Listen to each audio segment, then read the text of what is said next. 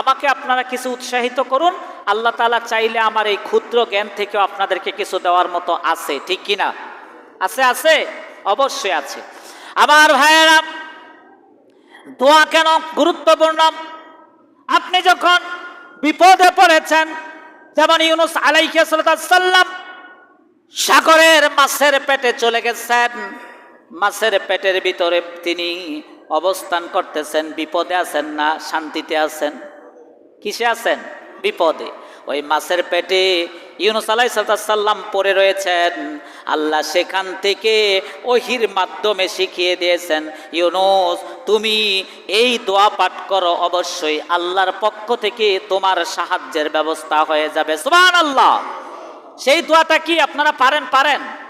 লা ইলাহা ইল্লা আনতা সুবহানাকা ইন্নী কুনতু মিনাজ জালিমিন। আল্লাহু আকবার। আল্লাহ, আমি বিপদে আছি, আমাকে এখান থেকে মুক্তি করো। আল্লাহ রাব্বুল আলামিন উত্তর দিচ্ছেন, আল্লাহ তাআলা ফাস্তাজাবনা লাহু, আল্লাহ বলতেছেন, ইউনুস তো প্রথমে বলেছেন লা ইলাহা ইল্লা আনতা সুবহানাকা ইন্নী কুনতু মিনাজ জালিমিন। আল্লাহ, আমাকে বিপদ থেকে উদ্ধার করো, আমি তোমার কাছে দোয়া চাচ্ছি, তোমার কাছে দোয়া করেছি, তোমার কাছে আমি আমার বিপদটা উপস্থাপন করেছি, মাবুদ আমাকে এখান থেকে উদ্ধার করো। আল্লাহ তাআলা উত্তরে বলতেছেন, ফাস্তাজাবনা লাহু ওয়া নাজ্জাইনাহু মিনাল গাম্মি কাযালিকা নুনজিল মুমিনিন।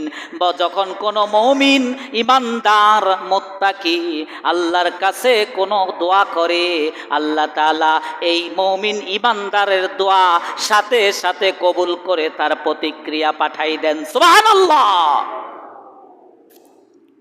তাহলে বিশ্বাস আছে আল্লাহর কাছে দোয়া করলে আল্লাহ অবশ্যই দোয়ার প্রতিদান দেন। বিশ্বাস আছে না নাই?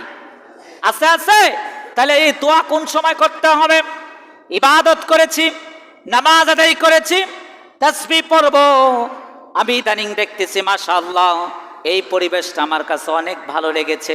আমি একা দোয়া করে আমি দোয়াও করতেছি আমার মুসল্লিদের মধ্যে এই বুঝটা আরো বেড়ে যাক।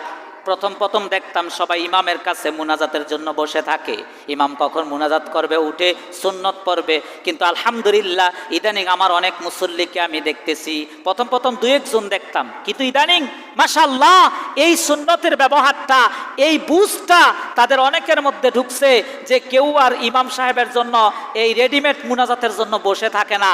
সে কি করে? সে বসে বসে তাসবিহ পড়ে। আর যখনই বান্দা ফরজ সালাতের পরে বসে বসে তাসবিহ পড়ে, জিকির আজকার করে, দুরূদ পাঠ করে, আল্লাহর ফেরেশতারা এই বান্দার জন্য আল্লাহর দরবারে সুপারিশ করে। সুবহানাল্লাহ। যখন বান্দা সুপারিশ করে, এই বান্দা যখন আল্লাহর এই তাসবিহগুলো পাঠ করে, দুরূদ পাঠ করে, পরিশেষে একা একা তার মনের সমস্ত চিন্তা চেতনাগুলো নিয়া, তার আশা ভরসা নিয়া, সমস্ত কিছু নিয়া যখন দুই হাত রবের দরবারে তুলে দিয়া একা যখন দোয়া করে, আল্লাহ খুশি হইয়া ফেরেশতাদেরকে বলে, ও আমার ফেরেশতারা যাও, এই বান্দার যত সমস্যা আছে সমস্ত সমস্যাগুলো তুমি সমাধানের জন্য প্রস্তুতি নাও। সুবহানাল্লাহ। রবের প্রশংসা যত বেশি করবেন, যত রবের কাছে সাহায্য চাইবেন, চাওয়ার ফর্মুলাটা যদি মজবুত হয়, চাওয়ার সিস্টেমটা যদি রবের পছন্দ হয়ে যায়, আপনার চাওয়াই চাইতে দেরি, রব পূরণ করতে দেরি হবে না। সুবহানাল্লাহ। রব এমন একজন মালিক, তিনার কাছে আছে, তিনি দেওয়ার জন্য প্রস্তুত, কিন্তু আমরা নিতে শিখতে হবে, ঠিক কিনা ভাই? তিনার কাছে কি কম আছে না বেশি আছে?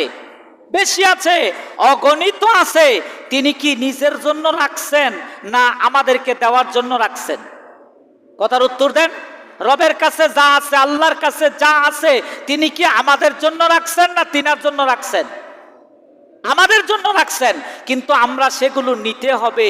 নেওয়ার জন্য যেই ফর্মুলা দরকার, নেওয়ার জন্য যেই অ্যাপ্লিকেশন ফর্ম দরকার, যেই নিয়ম শৃঙ্খলা দরকার, সরকারি অনুদান পাইতে হলে আমাদেরকে কিছু শৃঙ্খলা, কিছু নিয়ম মানতে হয়, ঠিক কিনা ভাই? মানতে হয় না? নিয়মের মধ্য দিয়া গেলে সরকারি অনুদান আপনার ঘরে আসবে, নিয়মের বাহির দা গেলে সরকারি অনুদান আপনি পাবেন না, ঠিক কিনা? ঠিক এমনই আল্লাহর যদি সাহায্য আপনি পাইতে চান, আল্লাহর নীতি নির্ধারণ মেনে আল্লাহর দেওয়া সিস্টেমটাকে ফলো করে যখন রবের দরবারে হাত তুলবেন, রব বলবে তার আগের কাজগুলো আমার পছন্দ হয়েছে, তার মানে সে আমার কাছে সব কিছু শেষ করে, সমস্ত কাজ সম্পূর্ণ করে সে তার মনের চিন্তা, মনের বেদনা, তার সমস্যা, তার বিপদ সমস্ত কিছু সে দুই হাত তুলে আমার কাছে পেশ করছে।